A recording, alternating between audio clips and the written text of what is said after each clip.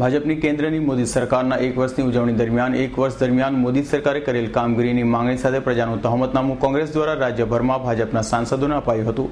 ત્યારે પોરબંદરના સાંસદના કાર્યાલયે પણ કોંગ્રેસે પ્રજાનું તહોમતનામું ચૂંટાડ્યું હતું।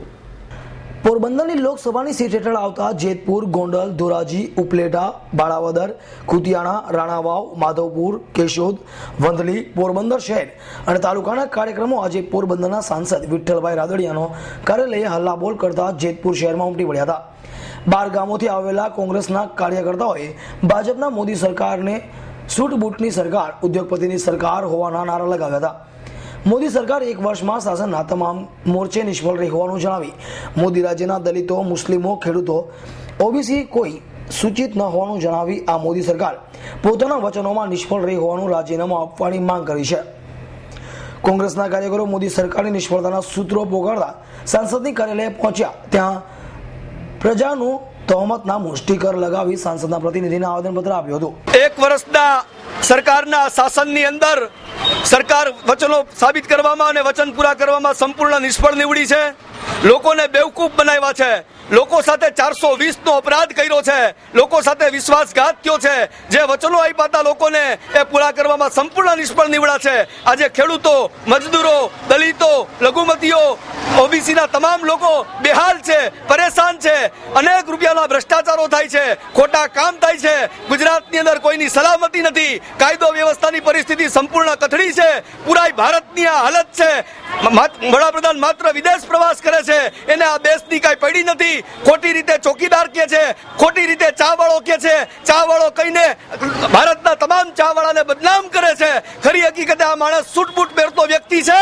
સૂટ-બૂટની આ સરકાર છે, મૂડીપતિઓની આ સરકાર છે, ઉદ્યોગપતિની આ સરકાર છે। એની સામે ભારતીય રાષ્ટ્રીય કોંગ્રેસે પૂરા ગુજરાતની અંદર તમામ 26 સાંસદોને આવેદનપત્ર આપીને કીધું છે કે અમારી આ વાત નરેન્દ્રભાઈ સુધી પહોંચાડજો। આવનારા દિવસોમાં કોંગ્રેસ પાર્ટી આ વાતનો જવાબ લેશે। કોંગ્રેસ પાર્ટી રસ્તા ઉપર આવશે, લોકતાંત્રિક ઢબે આંદોલન કરશું, રસ્તાઓ બંધ કરી દેશું। અમારી આ ચેતવણી છે। સમગ્ર ગુજરાતની આજે 26 સીટ ઉપર જે સંસદ સભ્ય ચૂંટણી જીતીને ગયા છે દિલ્હીમાં, એ લોકો બધા ખોટા સાબિત થયા છે। તે માટે કરીને અમારા પ્રદેશ તરફથી અને દિલ્હી તરફથી આદેશ હોવાથી ગુજરાત સમગ્રમાં આ દરેકે દરેક જગ્યાએ જ્યાં એમની ઓફિસો છે, જ્યાં નિવાસસ્થાન છે, એ જગ્યાએ તહોમતનામું મૂકવામાં આવ્યું છે। તહોમતનામાની અંદર અનેક મુદ્દાઓ છે, ખાસ કરીને મહિલાઓ લક્ષી પણ મુદ્દો લઈ લેવાય, કારણ કે મહિલાઓને કોઈ સુરક્ષા નથી। દિવસે દિવસે બળાત્કાર વધે છે। હમણાં જે બજેટ બહાર પડ્યું એમાં પણ વધુમાં વધુ કાપ મૂકવામાં આવ્યો છે। આ ભાઈને ફરવા સિવાય મોદી સાહેબ બીજું કંઈ કરતા નથી અને ગુજરાતને ખોટા ભાષણોમાં રાચીને ખોટી રીતે બદનામ કરીને આગળ ગયા છે। માટે ગુજરાતને જે સુંદર મોડલ બનાવવાની વાત હતી, આજે આત્મહત્યા ગલીએ ગલીએ ગરીબ બહેનો કરે છે, કિસાનો પણ કરે છે। એ માટે કહે છે કે જો કિસાન કી બાત કરેગા વહી દેશ પર રાજ કરેગા। એમને રાજ નથી કરતા, હરાજ કરે છે, હકીકત છે। અને એ માટે એમ કરીને તહોમતનામા આખા ગુજરાતના દરેકે દરેક સંસદને આપ્યા છે આજની તારીખે।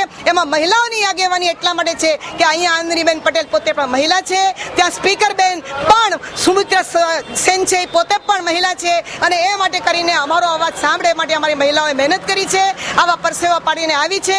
અમને ખાતરી છે કે આવતા સમયની અંદર તમે તાસીર અને તસવીર બદલશો અને આ રીતે ખોટા ગોરખધંધા કરીને, પ્રવાસ કરીને અમારા ગુજરાતની પ્રજાને ગુમરાહ અને હિન્દુસ્તાની પ્રજાને ગુમરાહ નહીં કરો। તે માટે અમે તહોમતનામું આપ્યું છે।